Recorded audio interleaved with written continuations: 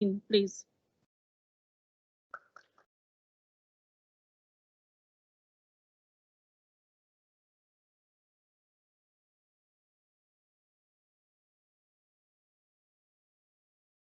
Hello, सत श्री अकाल, अस्सलाम वालेकुम। ਅੱਜ ਮੈਂ ਗੱਲ ਕਰਾਂਗੀ ਕਿ ਆਪਣੀ ਡਾਇਬੀਟੀਜ਼ ਦੇ ਨਾਲ-ਨਾਲ ਤੁਸੀਂ ਆਪਣੀ ਮਾਨਸਿਕ ਸਿਹਤ ਦਾ ਦੇਖਭਾਲ ਕਿਸ ਤਰ੍ਹਾਂ ਕਰ ਸਕਦੇ ਹੋ, ਕਿਉਂਕਿ ਡਾਇਬੀਟੀਜ਼ ਦੇ ਨਾਲ-ਨਾਲ ਜਿਹੜੀ ਸਾਡੀ ਮਾਨਸਿਕ ਸਿਹਤ ਹੈ ਉਹ ਵੀ ਅਸਰਅੰਦਾਜ਼ ਹੁੰਦੀ ਹੈ। ਕਦੇ-ਕਦੇ ਸਾਨੂੰ ਇਹ ਪਤਾ ਨਹੀਂ ਚੱਲਦਾ ਤੇ ਚੀਜ਼ਾਂ ਕੰਪਲਿਕੇਟ ਹੋ ਜਾਂਦੀਆਂ ਤੇ ਅਸੀਂ ਆਪਣੀ ਪ੍ਰੀਵੈਂਸ਼ਨ ਵੀ ਕਰ ਸਕਦੇ ਹਾਂ ਅਗਰ ਔਰ ਪਹਿਚਾਨ ਵੀ ਕਰ ਸਕਦੇ ਹਾਂ ਕਿ ਕਿਸ ਤਰ੍ਹਾਂ ਦੀ ਮਸਲੇ ਆ ਸਕਦੇ ਨੇ। ਤਾਂ ਅੱਜ ਮੈਂ ਉਸ ਤਰ੍ਹਾਂ ਦੀ ਗੱਲ ਕਰਾਂਗੀ। तीन चीज़ां ते फोकस होएगा आज की गलबात विच। नंबर 1 कि मैं पहले ही मैंशन ही कर दिता है कि मैंटल हैल्थ जिहड़ी मानसिक सेहत है ते डायबिटीज़ उहदे विच बड़ा गहरा ताल्लुक है। ਇਹ मैं रिसर्च ਦੇ ਬਾਰੇ ਵਿੱਚ ਦੱਸਾਂਗੀ ਕਿ ਕਿਸ ਤਰ੍ਹਾਂ ਸਾਨੂੰ ਪਤਾ ਚੱਲਿਆ। ਦੂਜੀ ਗੱਲ ਕਿ ਕਿਸ ਤਰ੍ਹਾਂ ਦੀ ਚੀਜ਼ਾਂ ਅਸੀਂ ਕਰ ਸਕਨੇ ਆ, ਕਿਸ ਤਰ੍ਹਾਂ ਪਹਿਚਾਨ ਸਕਨੇ ਆ ਆਪਣੀ ਮਾਨਸਿਕ ਸਿਹਤ ਦੇ ਮਸਲੇ ਨੂੰ, ਤਾਂ ਕਿ ਸਾਨੂੰ ਪਤਾ ਹੋਏ ਕਿ ਅਗਰ ਮੈਨੂੰ ਕੋਈ ਮੈਂਟਲ ਹੈਲਥ ਇਸ਼ੂ ਆ ਰਿਹਾ ਤੇ ਮੈਂ ਕਿਸ ਤਰ੍ਹਾਂ ਦੀ ਹੈਲਪ ਲੈ ਸਕਣਾ। ਤੇ ਨਾਲ-ਨਾਲ ਅਗਰ ਮੈਨੂੰ ਪਤਾ ਚੱਲ ਰਿਹਾ ਹੈ, ਅਹਿਸਾਸ ਹੋ ਰਿਹਾ ਹੈ ਕਿ ਮੇਰਾ ਕੋਈ ਮਸਲਾ ਹੈ ਤੇ ਮੈਂ ਕਿਹੜੀ ਰਿਸੋਰਸਿਸ ਹੈਗੀਆਂ ਨੇ ਕਮਿਊਨਿਟੀ 'ਚ ਤੇ ਮੈਂ ਕੀ ਕਰ ਸਕਨੀ ਆ ਕਰ ਸਕਨੇ ਆ ਕਿ ਤਾਂ ਕਿ ਅਸੀਂ ਆਪਣੇ ਮਾਨਸਿਕ ਸਿਹਤ ਦਾ ਖਿਆਲ ਰੱਖੀਏ ਨਾਲ-ਨਾਲ ਤਾਂ ਕਿ ਸਾਡੀ ਡਾਇਬੀਟੀਜ਼ ਤੇ ਵੀ ਅਸਰ ਨਾ ਹੋਏ ਕਿਉਂਕਿ ਅੱਗੇ ਚੱਲ ਕੇ ਮੈਂ ਦੱਸਾਂਗੀ ਕਿ ਸਾਡੇ ਸਰੀਰ ਤੇ ਸਾਡੇ ਜਿਹੜੀ ਦਿਮਾਗ ਜਾਂ ਜ਼ਿਹਨ ਹੈਗਾ ਉਹਦੇ ਵਿੱਚ ਬੜਾ ਗਹਿਰਾ ਤਾਲੁਕ ਹੈਗਾ। ਇਹ ਚੀਜ਼ ਮੈਂ ਜਿਹੜਾ ਤੁਸੀਂ ਦੇਖ ਰਹੇ ਹੋ ਉਹ ਇਕੁਅਲੀ ਇੰਪੋਰਟੈਂਟ ਹੈਗਾ ਹੈ। ਤੁਸੀਂ ਦੇਖੋਗੇ ਕਿ ਅੱਜਕੱਲ ਮੈਂਟਲ ਹੈਲਥ ਜਾਂ ਮਾਨਸਿਕ ਸਿਹਤ ਦੇ ਬਾਰੇ ਚ ਬਹੁਤ ਗੱਲਬਾਤ ਹੋ ਰਹੀ ਹੈ ਔਰ ਇਹ ਚੀਜ਼ ਪ੍ਰੂਵਡ ਹੈਗੀ ਹੈ ਕਿ ਤੁਹਾਡੀ ਅਗਰ ਮਾਨਸਿਕ ਸਿਹਤ ਅਫੈਕਟ ਹੋ ਰਹੀ ਤਾਂ ਤੁਹਾਡੀ ਜਿਸਮਾਨੀ ਸਿਹਤ ਤੇ ਵੀ ਅਸਰ ਪਏਗਾ। ਜਿਸ ਤਰ੍ਹਾਂ ਅਗਰ ਤੁਸੀਂ ਡਿਪਰੈਸਡ ਹੋ ਤਾਂ ਤੁਹਾਡੀ ਨੀਂਦਰ, ਭੁੱਖ ਇਸ ਤਰ੍ਹਾਂ ਦੀ ਚੀਜ਼ਾਂ ਤੇ ਅਫੈਕਟ ਹੋਣਾ ਸ਼ੁਰੂ ਹੋ ਜਾਂਦਾ ਹੈ। ਉਹ ਇਨਡਾਇਰੈਕਟ ਇਫੈਕਟ। ਉਧਰ ਦੂਸਰੋਂ ਵਜ੍ਹਾ ਜੋ ਮੈਂ ਗੱਲ ਕਰਾਂਗੀ ਕਿ ਅਗਰ ਤੁਹਾਨੂੰ ਡਾਇਬੀਟੀਜ਼ ਹੈ ਜਾਂ ਹੋਰ ਕੋਈ ਤੁਹਾਡੀ ਕੋਈ ਕ੍ਰੋਨਿਕ ਹੈਲਥ ਇਸ਼ੂ ਹੈਗਾ ਉਹਦੇ ਨਾਲ ਵੀ ਤੁਹਾਡੀ ਮਾਨਸਿਕ ਸਿਹਤ ਤੇ ਅਸਰ ਪੈਂਦਾ ਹੈ। ਬਹੁਤ ਘਬਰਾਹਟ ਹੋਤੀ ਹੈ, ਚਿੰਤਾ ਪੈ ਜਾਂਦੀ ਹੈ, ਸ਼ਾਇਦ ਕਦੇ-ਕਦੇ ਅਸੀਂ ਡਿਪਰੈਸ ਹੋਨੇ ਆ ਕਿਉਂਕਿ ਕਈ ਚੀਜ਼ਾਂ ਸਾਡੀਆਂ ਚਲੋ ਪਹਿਲੋਂ ਚੀਜ਼ਾਂ ਸਹੀ ਚੱਲ ਰਹੀਆਂ ਹੁੰਦੀਆਂ ਨੇ ਉਸ ਤਰ੍ਹਾਂ ਨਹੀਂ ਚੱਲ ਰਹੀਆਂ ਤੇ ਸਾਨੂੰ ਪਰੇਸ਼ਾਨੀ ਹੁੰਦੀ ਹੈ ਤੇ ਇਸ ਤਰ੍ਹਾਂ ਦੀ ਮੁਸ਼ਕਲਾਂ ਦੀ ਵਜ੍ਹਾ ਕਰਕੇ ਸਾਨੂੰ ਮਾਨਸਿਕ ਸਿਹਤ ਦੇ ਮਸਲੇ ਹੋ ਸਕਦੇ ਨੇ ਤੇ ਦੋਨੋਂ ਚੀਜ਼ਾਂ ਇਕੱਠੇ ਚੱਲਦੀਆਂ ਨੇ। ਆਈ ਥਿੰਕ ਪਹਿਲੇ ਹਾਫ ਵਿੱਚ ਤੇ ਅਜੇ ਵੀ ਜਿਹੜੀ ਜ਼ਿਆਦਾ ਗੱਲਬਾਤ ਹੋਈ ਹੈ ਉਹ ਸਰੀਰ ਦੇ ਗੱਲਬਾਤ ਹੋਈ ਹੈ ਕਿ ਉਹ ਕਿਸ ਤਰ੍ਹਾਂ ਦੇ ਮਸਲੇ ਹੋ ਸਕਦੇ ਨੇ, ਸਾਨੂੰ ਕਿਸ ਤਰ੍ਹਾਂ ਪਤਾ ਚੱਲ ਸਕਦਾ ਹੈ, ਮੋਨੀਟਰ ਅਸੀਂ ਕਿਸ ਤਰ੍ਹਾਂ ਕਰ ਸਕਨੇ ਆ ਡਾਇਬੀਟੀਜ਼ ਨੂੰ। ਮੈਂ ਹੁਣ ਗੱਲ ਕਰਾਂਗੀ ਕਿ ਤੁਹਾਡੀ ਮਾਨਸਿਕ ਸਿਹਤ ਦੇ ਬਾਰੇ ਚ ਤੁਸੀਂ ਕਿਸ ਤਰ੍ਹਾਂ ਜਾਣਕਾਰੀ ਰੱਖ ਸਕਦੇ ਹੋ। ਸਰਵੇ ਹੋਏ ਨੇ ਓਵਰ ਦ ਇਅਰਸ ਔਰ ਇੱਕ ਸਰਵੇ ਜਿਹੜਾ ਹੋਇਆ 1 ਸਾਲ ਪਹਿਲੇ ਹੀ ਹੋਇਆ ਹੈ ਔਰ BC ਚ ਹੋਇਆ ਕਿਉਂਕਿ ਸਾਡੀ ਸਾਊਥ ਏਸ਼ੀਅਨ ਕਮਿਊਨਿਟੀ ਕਾਫੀ ਬਿਗ ਹੈਗੀ ਹੈ ਹਮਾਰੀ BC ਚ ਸਟੱਡੀ ਕੀਤੀ ਕਿ ਡਾਇਬੀਟੀਜ਼ ਦਾ ਜਿਹੜਾ ਹੈ ਕਿ ਉਹਦੇ ਮਾਨਸਿਕ ਸਿਹਤ ਤੇ ਕੀ ਅਸਰ ਪੈਂਦਾ ਹੈ। ਜਦੋਂ ਲੋਕਾਂ ਨੂੰ ਪੁੱਛਿਆ ਗਿਆ ਤੇ ਉਹਨਾਂ ਨੇ ਦੱਸਿਆ ਕਿ ਕੋਈ 43% ਜਿਹੜੇ ਹਨ ਉਹਨਾਂ ਨੇ ਕਿਹਾ ਕਿ ਸਾਨੂੰ ਲੱਗਦਾ ਹੈ ਕਿ ਸਾਡੀ ਡਾਇਬੀਟੀਜ਼ ਜਿਹੜੀ ਸਾਡੀ ਭਾਵਨਾ ਜੀ ਵੈਲਬੀਇੰਗ ਹੁੰਦੀ ਹੈ ਉਹ ਤੇ ਅਸਰਅੰਦਾਜ਼ ਅਸੀਂ ਚੰਗਾ ਨਹੀਂ ਫੀਲ ਕਰਦੇ, ਸਾਨੂੰ ਜਾਂ ਤੇ ਡਿਪਰੈਸ਼ਨ ਜਾਂ ਫੀਲਿੰਗ ਆਉਂਦੀ ਹੈ ਜਾਂ ਮੈਂ ਕਿਸ ਤਰ੍ਹਾਂ ਚਿੰਤਾ ਹੁੰਦੀ ਹੈ, ਇਸ ਤਰ੍ਹਾਂ ਦੇ ਇਫੈਕਟ ਹੁੰਦੇ ਨੇ। 38% ਲੋਕਾਂ ਨੇ ਕਿਹਾ ਕਿ ਮੈਨੇ ਸਾਡੀ ਜਨਰਲੀ ਮੇਰੀ ਜਿਹੜੀ ਮਾਨਸਿਕ ਸਿਹਤ ਹੈ ਉਹ ਘਟ ਜਾਂਦੀ ਹੈ, ਮੈਂ ਖੁਸ਼ ਨਹੀਂ ਰਹਿ ਰਿਹਾ, ਮੈਂ ਪਰੇਸ਼ਾਨ ਰਹਿਣਾ, ਇਸ ਤਰ੍ਹਾਂ ਦੀ ਚੀਜ਼ਾਂ ਵੀ ਦੱਸੀਆਂ। ਫਿਰ 67% ਜਿਹੜੇ ਹੈਗੇ ਨੇ ਉਹਨਾਂ ਨੇ ਕਿਹਾ ਕਿ ਸਾਨੂੰ ਜਦੋਂ ਡਾਇਬੀਟੀਜ਼ ਹੁੰਦੀ ਹੈ ਤੇ ਮੈਨੂੰ ਲੱਗਦਾ ਮੈਂ ਅਲੱਗ ਥਲੱਗ ਹੋ ਗਿਆ, ਮੈਂ ਗੱਲਬਾਤ ਨਹੀਂ ਕਰ ਰਿਹਾ, ਮੈਂ ਪਿੱਛੇ ਹਟ ਗਿਆ। ਇਹਦੇ ਪਿੱਛੇ ਬਹੁਤ ਹੀ ਮਾਨਸਿਕ ਫੈਕਟਰਸ ਆ ਜਾਂਦੇ ਨੇ ਜਦੋਂ ਅਸੀਂ ਜਿਸ ਤਰ੍ਹਾਂ ਸਟਿਗਮਾ ਵੀ ਫੀਲ ਕਰਨੇ ਆ ਕਿ ਹਾਏ ਮੈਨੂੰ ਡਾਇਬੀਟੀਜ਼ ਹੋ ਗਈ ਹੈ, ਮੈਂ ਪਰੇਸ਼ਾਨ ਹਵਾਂ, ਮੈਂ ਕਿਸ ਨੂੰ ਗੱਲ ਕਰਾਂ, ਅਸੀਂ ਸ਼ਰਮਿੰਦਾ ਸ਼ੇਮ ਵੀ ਕਦੇ ਫੀਲ ਕਰਨੇ ਆ ਤੇ ਆਪਣੇ ਦਿਲ ਦੀ ਗੱਲ ਕਿਸੇ ਨੂੰ ਦੱਸਦੇ ਨੇ ਤਾਂ ਲੋਕੀ ਅਲੱਗ ਥਲੱਗ ਹੋਣਾ ਸ਼ੁਰੂ ਕਰ ਦਿੰਦੇ। ਇਹਦੇ ਬਾਰੇ ਚ ਮੈਂ ਇਹ ਵੀ ਕਹਾਂਗੀ ਕਦੇ ਡਿਪਰੈਸ਼ਨ ਵੀ ਤੁਹਾਨੂੰ ਆਈਸੋਲੇਸ਼ਨ ਜਾਂ ਪਿੱਛੇ ਹਟ ਜਾਣਾ, ਆਪਣੇ ਭਾਈਚਾਰੇ ਤੋਂ, ਕਮਿਊਨਿਟੀ ਨੂੰ, ਸਮਾਜੀ ਤਾਲੁਕਾਤ ਨੂੰ ਪਿੱਛੇ ਕਰ ਲੈਣਾ ਬੜਾ ਕਾਮਨ ਸਿੰਪਟਮ ਹੈ ਜਿਹੜਾ ਮੈਂ ਤਫਸੀਲ ਨਾਲ ਅੱਗੇ ਚੱਲ ਕੇ ਗੱਲ ਵੀ ਕਰਾਂਗੀ। ਤੇ 76% ਲੋਕਾਂ ਨੇ ਸਟੱਡੀ ਚ ਕਿਹਾ, ਸਰਵੇ ਜਿਹੜਾ ਹੋਇਆ ਕਿ ਜਦੋਂ ਅਸੀਂ ਡਾਇਬੀਟੀਜ਼ ਹੁੰਦੀ ਹੈ ਤੇ ਅਸੀਂ ਬਹੁਤ ਜਿਹੜਾ ਕਿਉਂਕਿ ਅਲੱਗ ਥਲੱਗ ਹੋ ਗਏ ਨੇ ਤੇ ਅਸੀਂ ਆਪਣੇ ਭੈਣ ਭਾਈ ਫੈਮਿਲੀ ਤੇ ਗੱਲਬਾਤ ਉਸ ਤਰ੍ਹਾਂ ਦੀ ਖੁੱਲ ਕੇ ਨਹੀਂ ਕਰ ਸਕਦੇ, ਆਪਣੀ ਬਿਮਾਰੀ ਦੀ ਗੱਲ ਨਹੀਂ ਬਤਾ ਸਕਦੇ ਤੇ ਉਹ ਘੁੱਟਦੇ ਰਹਿੰਦੇ ਨੇ ਅੰਦਰ ਤੋਂ ਤੇ ਇਹ ਚੀਜ਼ਾਂ ਜਿਹੜੀਆਂ ਨੇ ਉਹਨਾਂ ਦੀ ਮਾਨਸਿਕ ਸਿਹਤ ਤੇ ਅਸਰਅੰਦਾਜ਼ ਹੁੰਦੀ ਹੈ। ਜਦੋਂ ਵੀ ਕਦੇ ਤੁਹਾਨੂੰ ਕੋਈ ਨਈ ਚੀਜ਼ ਜ਼ਿੰਦਗੀ ਚ ਆਏ, ਮਸਲਨ ਤੁਹਾਨੂੰ ਕੋਈ ਕ੍ਰੋਨਿਕ ਇਲਨੈਸ ਹੋ ਗਈ ਹੈ, diabetes, hypertension, heart problem, physical health ਹੋ ਜਾਏ ਜਾਂ ਤੁਸੀਂ ਅਗਰ ਕਰ ਲੋ ਕਿ ਘਰ 'ਚ ਕੋਈ ਲਾਸ ਹੋ ਗਿਆ ਹੈ, ਫਾਈਨੈਂਸ਼ੀਅਲ ਹੋ ਗਿਆ, ਉਹਦਾ ਨਾ ਇੱਕ ਪ੍ਰੋਸੈਸ ਹੁੰਦਾ ਹੈ। ਇਨਸਾਨ ਜ਼ਿਆਦਾਤਰ ਇੱਕ ਲੈਵਲ ਸਟੇजेस ਤੋਂ ਗੁਜ਼ਰਦਾ ਹੈ। ਸਭ ਤੋਂ ਪਹਿਲੇ ਜਿਹੜਾ ਹੁੰਦਾ ਤੁਸੀਂ ਸ਼ੌਕ ਤੇ ਚਲੇ ਜਾਂਦੇ ਹੋ, ਜਾਂ ਤੁਸੀਂ ਕਹਿੰਦੇ ਹੋ ਕਿ ਹੈ ਇਹ ਕੀ ਹੋ ਗਿਆ, ਇਹ ਨਹੀਂ ਹੋ ਸਕਦਾ। ਤੁਸੀਂ ਮੰਨਣੇ ਤੋਂ ਤਿਆਰ ਹੀ ਨਹੀਂ ਹੁੰਦੇ, ਤੁਸੀਂ ਕਹਿੰਦੇ ਹੋ ਕਿ ਇਹ ਚੀਜ਼ ਨਹੀਂ ਹੋ ਸਕਦੀ। ਸ਼ੌਕ ਵਿੱਚ ਹੁੰਦਾ ਤੁਸੀਂ ਡਿਨਾਈਲ ਵਿੱਚ ਚਲੇ ਜਾਂਦੇ ਹੋ, ਠੀਕ ਹੈ। ਤੁਸੀਂ ਆਪਣੇ ਇਲਾਜ ਲਈ ਕੁਝ ਨਹੀਂ ਕਰੋਗੇ ਕਿਉਂਕਿ ਤੁਸੀਂ ਮੰਨ ਹੀ ਨਹੀਂ ਰਹੇ, ਰਾਈਟ। ਦੂਜਾ ਜਿਹੜਾ ਫੇਜ਼ ਹੁੰਦਾ ਹੈ ਉਹਦੇ ਚ ਜ਼ਿਆਦਾਤਰ ਲੋਕੀ ਮੰਨਣਾ ਸ਼ੁਰੂ ਹੋ ਜਾਂਦੇ, ਸਿੰਪਟਮਸ ਆ ਰਹੇ ਨੇ, ਪਰੇਸ਼ਾਨੀ ਹੋ ਰਹੀ, ਸਿਹਤ ਚੰਗੀ ਨਹੀਂ ਜਾ ਰਹੀ, ਤੇ ਫਿਰ ਬੰਦਾ ਕਹਿੰਦਾ ਹੈ ਕਿ ਇਹ ਕੀ ਹੋਇਆ ਮੇਰੇ ਨਾਲ, ਤੇ ਆਪਣੇ ਆਪ ਤੇ ਕਦੇ ਕਦੇ ਦੂਸਰੇ ਲੋਕਾਂ ਤੇ ਜਾਂ ਆਪਣੀ ਕਿਸਮਤ ਤੇ ਵੀ ਗੁੱਸਾ ਚੜਦਾ ਹੈ ਕਈ ਲੋਕਾਂ ਨੂੰ ਕਿ ਮੇਰੇ ਨਾਲ ਹੀ ਹੋਣਾ ਸੀ। ਤੇ ਇਹ ਚੀਜ਼ ਜਦੋਂ ਹੁੰਦੀ ਹੈ ਤਾਂ ਗੁੱਸਾ ਚੜ ਜਾਂਦਾ ਹੈ। ਇਹ ਫੇਜ਼ ਹੁੰਦਾ ਹੈ, ਬੰਦਾ ਇਦੋਂ ਅੱਗੇ ਅੱਗੇ ਚੱਲਦਾ ਹੈ। ਅਗਲਾ ਚੀਜ਼ ਹੈ ਨਾ, ਹੁਣ ਮੈਂ ਕੀ ਕਰਾਂ। ਜਿਸ ਤਰ੍ਹਾਂ ਤੁਸੀਂ ਬਾਜ਼ਾਰ ਜਾ ਕੇ ਨਾ ਕੋਈ ਕੀਮਤ ਦੱਸਦਾ ਹੈ ਕਿ ਇਹ ਸੂਟ ਜਿਹੜਾ ਹੈ ਨਾ 500 ਦਾ ਹੈ, ਤੇ ਤੁਸੀਂ ਕਹਿੰਦੇ ਨਹੀਂ ਨਹੀਂ ਮੈਨੂੰ 300 ਦੇ ਦਿਓ, ਹੈ ਤੁਸੀਂ ਬਾਰਗੇਨਿੰਗ ਕਰ ਰਹੇ ਹੋ ਕਿ ਮੈਨੂੰ ਦਵਾਈ ਨਾਲ ਲੈਣੀ ਪਏ। ਜਿਸ ਤਰ੍ਹਾਂ ਸ਼ੂਗਰ ਤੇ ਬੜੀ ਕਾਮਨ ਚੀਜ਼ ਹੈ ਕਿ ਲੋਕੀ ਦਵਾਈ ਲੈਣੋਂ ਤੋਂ ਜਾਂ ਇਨਸੂਲਿਨ ਸ਼ੁਰੂ ਕਰਨ ਤੋਂ ਡਰਦੇ ਨੇ, ਤੇ ਉਹ ਬਾਰਗੇਨਿੰਗ ਕਰਦੇ ਕਿ ਮੈਂ ਜਾਵਾਂ ਜਾਂ ਨਾ ਜਾਵਾਂ ਡਾਕਟਰ ਦੇ, ਕਿਸੇ ਦੇ ਨਾਲ ਗੱਲ ਤੇ ਕਰ ਨਹੀਂ ਰਹੇ, ਪਰੇਸ਼ਾਨੀ ਤੇ ਜਾ ਰਹੀ ਹੈ। ਮਗਰ ਅਗਰ ਤੁਸੀਂ ਇਸ ਬਾਰਗੇਨ ਨੂੰ ਅੱਛੇ ਤਰੀਕੇ ਨਾਲ ਕਰ ਲਓ ਤੇ ਕੀ ਹੁੰਦਾ, ਫਿਰ ਤੁਹਾਨੂੰ ਅਹਿਸਾਸ ਹੁੰਦਾ ਕਿ ਜਰਾ ਤੁਸੀਂ ਡਾਕਟਰ ਤੇ ਚਲੇ ਗਏ, ਤੁਹਾਨੂੰ ਪਤਾ ਚੱਲ ਗਿਆ ਕਿ ਜੀ ਹਾਂ ਤੁਹਾਨੂੰ ਡਾਇਬੀਟੀਜ਼ ਹੈਗੀ ਹੈ ਜਾਂ ਕੋਈ ਹੋਰ ਕ੍ਰੋਨਿਕ ਇਲਨੈਸ ਹੈਗੀ ਹੈ। ਤੇ ਬਹੁਤ ਦਫਾ ਐਸਾ ਹੁੰਦਾ ਕਿ ਸਾਨੂੰ ਬਹੁਤ ਮਾਯੂਸੀ ਜੀ ਜਾਂ ਉਦਾਸੀ ਸੀ ਹੁੰਦੀ ਹੈ ਕਿ ਇਹ ਕੀ ਹੋ ਗਿਆ। ਸਾਨੂੰ ਇੱਕ ਸੈਂਸ ਆਫ ਲਾਸ ਹੁੰਦਾ ਹੈ ਕਿ ਜਿਹੜੀ ਮੇਰੀ ਸਿਹਤ ਸੀ ਉਹ ਤੇ ਅਸਰ ਪੈ ਰਿਹਾ ਹੈ, ਤੇ ਇਹ ਬੜੇ ਮਾਯੂਸੀ ਦੀ ਫੀਲਿੰਗ ਆ ਸਕਦੀ ਹੈ। ਇਹ ਬੜੀ ਕਾਮਨ ਸੀ ਪ੍ਰੋਸੈਸ ਹੈਗੇ। ਅਸੀਂ ਸਾਰੇ ਲੋਕੀ ਜਦੋਂ ਵੀ ਕੋਈ ਨਈ ਚੀਜ਼ ਜਾਂ ਵੱਡੀ ਚੀਜ਼ ਸਾਡੀ ਨਾਲ ਹੋਵੇ ਤੇ ਇਹ ਚੀਜ਼ ਹੁੰਦੀ ਹੈ, ਤੇ ਇਹਨੂੰ ਅਸੀਂ ਅਗਰ ਸਮਝ ਲਈਏ ਤੇ ਆਸਾਨੀ ਵੀ ਪੈਦਾ ਕਰਦੀ ਹੈ ਕਿਉਂਕਿ ਇਹ ਨਾਰਮਲ ਚੀਜ਼ ਹੈ, ਠੀਕ ਹੈ। ਉਹਦੇ ਬਾਅਦ ਜ਼ਿਆਦਾਤਰ ਲੋਕੀ ਇਸ ਫੇਜ਼ ਤੋਂ ਗੁਜ਼ਰ ਕੇ, ਇੱਕ ਸਟੇਜ ਤੋਂ ਗੁਜ਼ਰ ਕੇ ਐਕਸੈਪਟੈਂਸ ਤੇ ਆਤੇ ਨੇ ਕਿ ਹਾਂ ਮੈਨੂੰ ਇਹ ਬਿਮਾਰੀ ਹੋ ਗਈ ਹੈ, ਡਾਇਗਨੋਸ ਹੋਈ ਹੈ, ਮੇਰਾ ਰਿਜ਼ਲਟ ਦੱਸ ਰਿਹਾ ਹੈ, ਇਹਨੂੰ ਅਸੀਂ ਮੰਨ ਲੈਂਦੇ ਹਾਂ, ਠੀਕ ਹੈ। ਜਦੋਂ ਅਸੀਂ ਚੀਜ਼ਾਂ ਨੂੰ ਐਕਸੈਪਟ ਕਰਨੇ ਆ ਤੇ ਕੀ ਹੁੰਦਾ, ਥੋੜਾ ਜਿਹਾ ਸਕੂਨ ਆ ਜਾਂਦਾ ਕਿ ਇਹ ਹੀ ਹੈ, ਹੁਣ ਅਸੀਂ ਇਹਦੇ ਬਾਰੇ ਇਲਾਜ ਕਰਨਾ ਹੈ, ਕੁਝ ਨਵੇਂ ਸਟੈਪਸ ਲੈਣੇ ਨੇ। ਸ਼ਾਇਦ ਜਿਸ ਤਰ੍ਹਾਂ ਡਾਇਬੀਟੀਜ਼ ਦੇ ਬਾਰੇ ਚ ਅਸੀਂ ਗੱਲਬਾਤ ਸੁਬਾਹ ਤੋਂ ਕਰ ਰਹੇ ਹਾਂ ਕਿ ਲਾਈਫ ਸਟਾਈਲ ਚੇਂਜਸ, ਯਾਨੀ ਕਿ ਸਾਰਾ ਦਿਨ ਜਿਸ ਤਰ੍ਹਾਂ ਅਸੀਂ ਗੁਜ਼ਾਰਦੇ ਸਾਂ, ਸ਼ਾਇਦ ਹੁਣ ਸਾਨੂੰ ਆਪਣੀ ਜ਼ਿੰਦਗੀ ਕਿਸੇ ਹੋਰ ਰਵੇਰੇ ਜਾਂ ਕਿਸੇ ਹੋਰ ਤਰੀਕੇ ਨਾਲ ਕਰਨੀ ਹੈ ਤਾਂ ਕਿ ਸਾਡੀ ਸਿਹਤ ਜਿਹੜੀ ਹੈ ਬਰਕਰਾਰ ਰਹੇ, ਸਹੀ ਰਹੇ। ਤੇ ਇਹ ਪ੍ਰੋਸੈਸ ਜਿਹੜਾ ਕਦੇ ਕਦੇ ਅਸੀਂ ਪਿੱਛੇ ਵੀ ਚਲੇ ਜਾਣੇ ਹਾਂ, ਕਦੇ ਕਦੇ ਅਸੀਂ ਐਕਸੈਪਟੈਂਸ ਤੇ ਜਾ ਰਹੇ ਹਾਂ ਕਿ ਮੰਨ ਰਹੇ ਹਾਂ ਹੋ ਗਏ, ਫਿਰ ਗੁੱਸਾ ਵੀ ਚਾਇਆ ਜਾ ਰਿਹਾ। ਮਗਰ ਜ਼ਿਆਦਾਤਰ ਲੋਕੀ ਜਿਹੜੇ ਨੇ ਇਸ ਪ੍ਰੋਸੈਸ ਤੋਂ ਗੁਜ਼ਰ ਕੇ ਐਕਸੈਪਟੈਂਸ ਤੇ ਆ ਜਾਂਦੇ। ਜਿਹੜੇ ਲੋਕੀ ਕਿਸੇ ਫੇਜ਼ ਜਾਂ ਸਟੇਜ 'ਚ ਫਸ ਜਾਣ ਤਾਂ ਉਹਨਾਂ ਦਾ ਜਿਹੜਾ ਕਹਿੰਦੇ ਨਾ ਆਪਣੇ ਇਲਾਜ ਲਈ ਕਮੀ ਰਹਿ ਜਾਂਦੀ ਹੈ। ਸ਼ਾਇਦ ਉਹ ਜਿਸ ਤਰ੍ਹਾਂ ਮਸਲੇ ਦਾ ਹੱਲ ਕਰ ਸਕਦੇ ਨੇ, ਨਹੀਂ ਕਰਦੇ, ਤਾਂ ਇਲਾਜ ਜਿਹੜਾ ਹੈ ਕਹਿ ਲਓ ਘੱਟ ਹੁੰਦਾ ਹੈ ਜਾਂ ਨਹੀਂ ਮੁਕੰਮਲ ਤੌਰ ਤੇ ਨਹੀਂ ਹੋ ਸਕਦਾ, ਠੀਕ ਹੈ। ਇੱਕ ਹੋਰ ਚੀਜ਼ ਵੀ ਹੁੰਦੀ, ਜਦੋਂ ਐਕਸੈਪਟੈਂਸ ਤੇ ਤੁਸੀਂ ਆਉਂਦੇ ਹੋ ਤਾਂ ਤੁਸੀਂ ਫਿਰ ਆਪਣੀ ਸਿਹਤ ਦਾ ਖੁਦ ਜ਼ਿੰਮੇਵਾਰੀ ਪਕੜਨਾ ਸ਼ੁਰੂ ਕਰਦੇ ਹੋ। ਤੁਸੀਂ ਕਹਿੰਦੇ ਹਾਂ ਮੈਂ ਆਪਣੀ ਜ਼ਿੰਮੇਵਾਰੀ ਲੈਣੀ ਹੈ ਤੇ ਆਪਣੀ ਸਿਹਤ ਦੇ ਬਾਰੇ ਚ ਮੈਂ ਕੀ ਕਰ ਸਕਣਾ ਜਾਂ ਕਰ ਸਕਨੀ ਆ, ਫਿਰ ਤੁਸੀਂ ਉਸ ਲੈਵਲ ਤੇ ਉਸ ਜਰਨੀ ਤੇ ਚੱਲ ਪੈਂਦੇ ਹੋ। ਤੇ ਉਹ ਇਹੀ ਚੀਜ਼ ਜਿਹੜੀ ਹੈ ਆਈਕਨ BC ਦੀ ਜਿਹੜਾ ਮਿਨਿਸਟਰੀ ਹੈ ਉਹ ਹੀ ਕਹਿੰਦੀ ਕਿ ਤੁਸੀਂ ਆਪਣੀ ਸਿਹਤ ਦਾ ਖੁਦ ਖਿਆਲ ਰੱਖੋ, ਕਿਉਂਕਿ ਤੁਸੀਂ ਸਭ ਤੋਂ ਬਿਹਤਰ ਇਨਸਾਨ ਹੋਗੇ ਆਪਣੀ ਸਿਹਤ ਦਾ। ਡਾਕਟਰ ਨੇ ਤੁਹਾਡੀ ਇੱਕ ਚੀਜ਼ ਸਮਝਣੀ ਹੈ, ਦਵਾਈਆਂ ਦੇਣੀਆਂ ਨੇ, ਜਿਹੜਾ ਮਸਲਾ ਹੈ ਉਹ ਟੀਮ ਤੁਹਾਨੂੰ ਹੈਲਪ ਜ਼ਰੂਰ ਕਰੇਗੀ। ਆਖਰ ਜਾ ਕੇ ਤੁਸੀਂ ਦਵਾਈ ਤੁਸੀਂ ਖਾਣੀ ਹੈ, ਐਕਸਰਸਾਈਜ਼ ਤੁਸੀਂ ਕਰਨੀ ਹੈ, ਰਾਈਟ। ਤੇ ਮਾਨਸਿਕ ਸਿਹਤ ਜਿਹੜੀ ਸਰੀਰ ਦੀ ਸਿਹਤ ਹੈ ਉਹਦੇ ਨਾਲ ਨਾਲ ਇਕੁਅਲੀ ਇੰਪੋਰਟੈਂਟ ਹੈ, ਤੇ ਉਹਨੂੰ ਵੀ ਤੁਸੀਂ ਤਵੱਜੋ ਦਿਓ ਤੇ ਧਿਆਨ ਦਿਓ।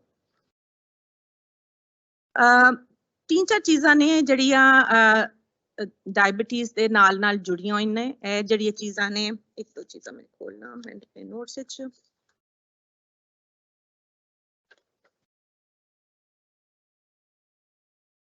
ਕਈ ਚੀਜ਼ਾਂ ਜਿਹੜੀਆਂ ਹੁੰਦੀਆਂ ਨੇ ਉਹਨਾਂ ਦੀ ਅਸੀਂ ਕਹਿੰਦੇ ਆ ਨਾ, ਜਿਸ ਤਰ੍ਹਾਂ ਮਾਨਸਿਕ ਤੇ ਜਿਹੜੀ ਸਮਾਜੀ ਚੀਜ਼ਾਂ ਨੇ ਉਹ ਅਸਰ ਅੰਦਾਜ਼ ਕਰ ਰਹੀਆਂ ਹੁੰਦੀਆਂ, ਜਿਸ ਵਿੱਚ ਸਭ ਤੋਂ ਪਹਿਲੇ ਆ ਜਾਂਦਾ ਹੈ ਤੁਹਾਡਾ ਡਾਇਬੀਟੀਜ਼ ਦੇ ਬਾਰੇ ਜੋ ਡਿਸਟ੍ਰੈਸ ਹੁੰਦਾ ਹੈ, ਯਾਨੀ ਕਿ ਪਰੇਸ਼ਾਨੀ ਹੁੰਦੀ ਹੈ ਤੁਹਾਨੂੰ ਕਿ ਮੈਨੂੰ ਡਾਇਬੀਟੀਜ਼ ਹੋ ਗਈ ਹੈ, ਮਸਲਾ ਹੈਗਾ।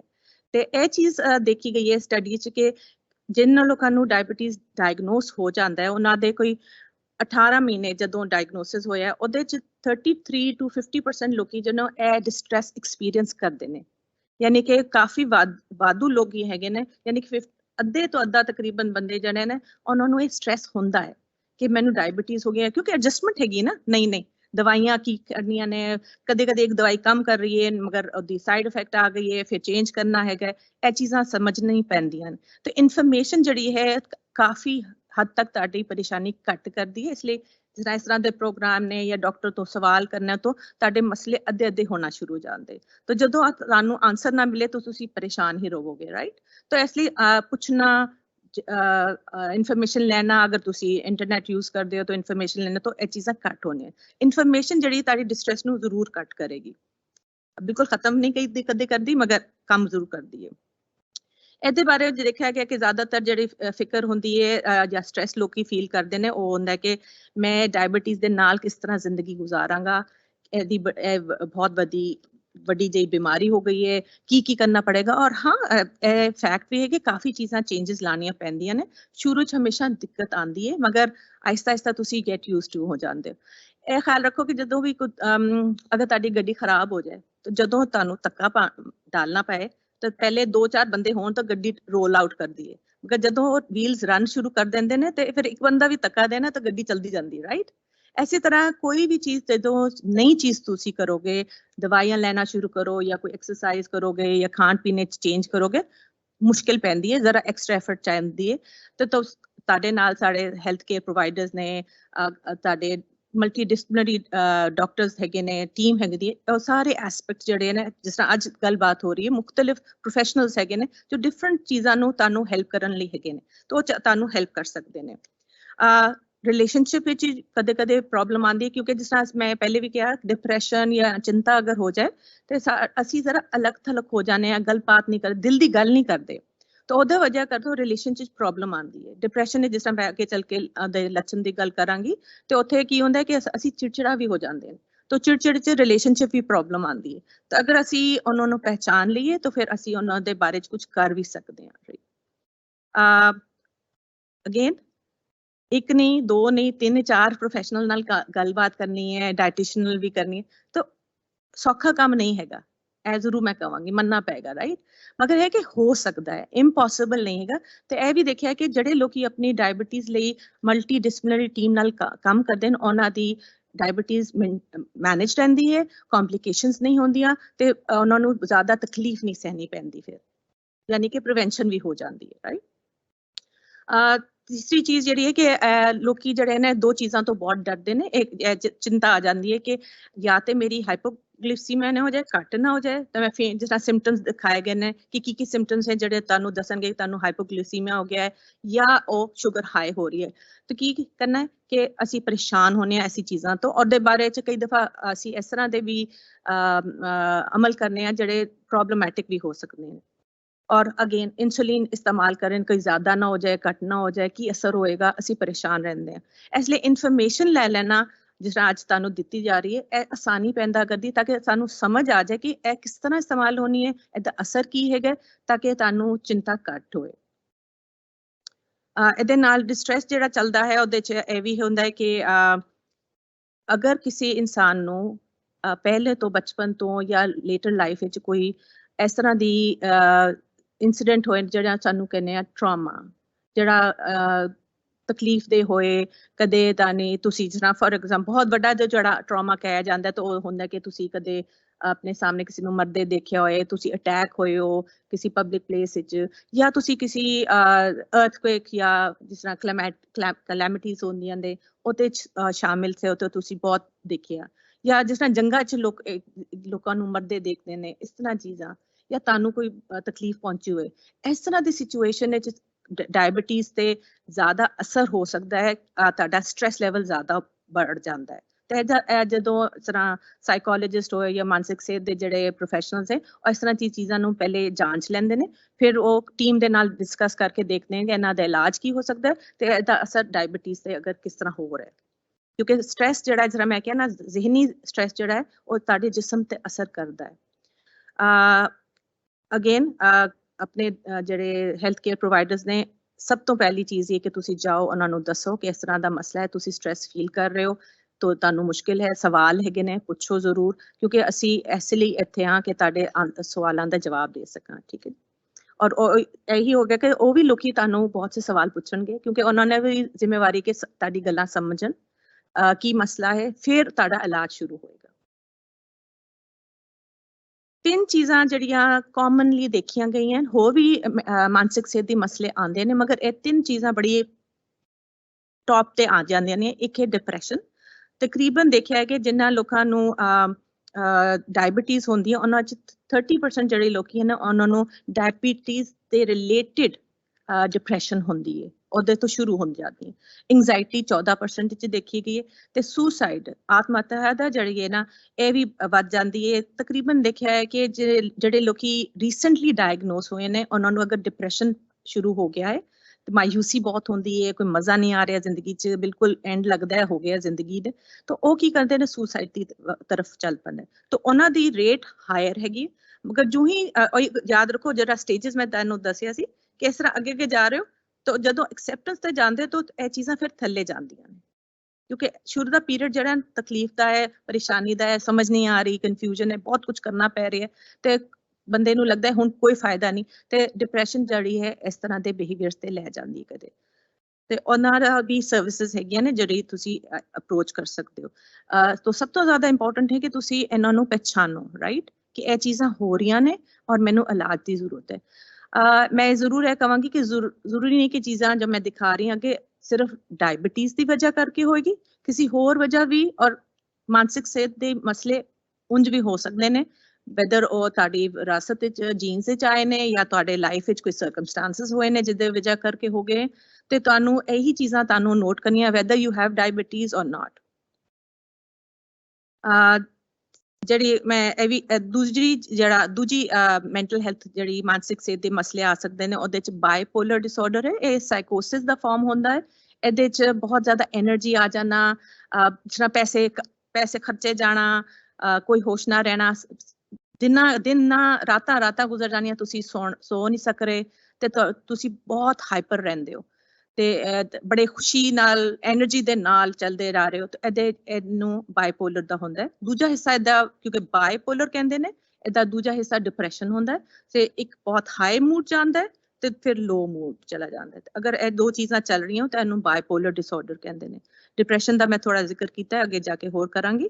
ਸਕਿਜ਼ੋਫਰੇਨੀਆ ਵੀ ਇੱਕ ਸਾਈਕੋਸਿਸ ਹੈਗਾ, ਜਿਹਦੇ ਲੋਕਾਂ ਨੂੰ ਰਿਐਲਿਟੀ ਜਿਹੜੀ ਉਹਦੇ ਨਾਲ ਕਨੈਕਸ਼ਨ ਨਹੀਂ ਰਹਿੰਦਾ, ਉਹਨਾਂ ਨੂੰ ਵਹਿਮ ਆਉਂਦੇ ਨੇ, ਜਿਸ ਤਰ੍ਹਾਂ ਕਿ ਕੋਈ ਮੈਨੂੰ ਹਰਟ ਕਰਨਾ ਚਾਹੁੰਦਾ ਹੈ, ਜਾਂ ਸ਼ੱਕ ਬਹੁਤ ਜ਼ਿਆਦਾ ਹੁੰਦਾ ਹੈ ਕਿ ਮੇਰੀ ਬੀਵੀ ਜਿਹੜੀ ਹੈ ਜਾਂ ਮੇਰਾ ਹਸਬੈਂਡ ਜਿਹੜਾ ਉਹ ਲਾਇਲ ਨਹੀਂ ਹੈਗਾ ਉਹਦੇ ਬਾਰੇ 'ਚ, ਤੇ ਮਗਰ ਉਹਦਾ ਕੋਈ ਸਬੂਤ ਨਹੀਂ ਹੁੰਦਾ, ਮਗਰ ਉਹਨਾਂ ਨੂੰ ਲੱਗਦਾ ਹੈ ਕਿ ਇਸ ਤਰ੍ਹਾਂ ਹੋ ਰਿਹਾ, ਰਾਈਟ, ਤੇ ਰਿਐਲਿਟੀ ਤੋਂ ਹਟ ਜਾਂਦੇ ਨੇ। ਅਗਰ ਇਸ ਤਰ੍ਹਾਂ ਦੀ ਚੀਜ਼ਾਂ ਹੋ ਰਹੀਆਂ ਨੇ, ਤੇ ਅਗੇਨ ਜਿਸ ਤਰ੍ਹਾਂ ਕੋਈ ਚੀਜ਼ ਜ਼ਰਾ ਰੂਟੀਨ ਤੋਂ ਹਟ ਕੇ ਹੋਣਾ ਸ਼ੁਰੂ ਹੋ ਜਾਏ ਨਾ ਤੁਹਾਡੇ ਸਰੀਰ ਵਿੱਚ ਜਾਂ ਜ਼ਿਹਨੀ ਤੌਰ ਤੇ, ਤੁਸੀਂ ਡਾਕਟਰ ਨੂੰ ਜ਼ਰੂਰ ਅਪਰੋਚ ਕਰੋ, ਤੇ ਉਹ ਅਗਰ ਖੁਦ ਹੈਂਡਲ ਕਰ ਸਕਣਗੇ, ਉਹਨਾਂ ਦਾ ਡੋਮੇਨ ਹੋਏਗਾ, ਉਹ ਜ਼ਰੂਰ ਕਰਨਗੇ। ਅਗਰ ਨਹੀਂ ਹੋਗਾ ਤਾਂ ਤੁਹਾਨੂੰ ਫਿਰ ਸਪੈਸ਼ਲਿਸਟ ਤੇ ਰੈਫਰਲ ਦੇ ਦੇਣਗੇ, ਰਾਈਟ। ਇਹ ਚੀਜ਼ਾਂ ਜਿਹੜੀਆਂ ਨੇ ਦੇਖਿਆ ਗਿਆ ਹੈ ਕਿ ਜ਼ਿਆਦਾਤਰ ਪਾਈ ਜਾਂਦੀਆਂ ਨੇ ਡਾਇਬੀਟੀਜ਼ 2 ਵਿੱਚ, ਔਰ 3 ਗੁਣਾ ਜ਼ਿਆਦਾ ਹੁੰਦੀਆਂ, ਰਾਈਟ। ਇੱਕ ਆਮ ਪੋਪੂਲੇਸ਼ਨ ਵਿੱਚ ਦੇਖੀ ਜਾਏ ਤੇ ਨਹੀਂ ਹੋ ਰਿਹਾ, ਤੇ ਦੂਜੇ ਵਾਲੇ ਜਿਹਨਾਂ ਨੂੰ ਡਾਇਬੀਟੀਜ਼ 2 ਹੈ ਉਹਨਾਂ 'ਚ ਇਹ ਚੀਜ਼ਾਂ ਜ਼ਿਆਦਾ ਕਾਮਨ ਹੈਗੀਆਂ ਨੇ, ਤਾਂ ਇਹਦੇ ਬਾਰੇ 'ਚ ਖਿਆਲ ਰੱਖਣਾ।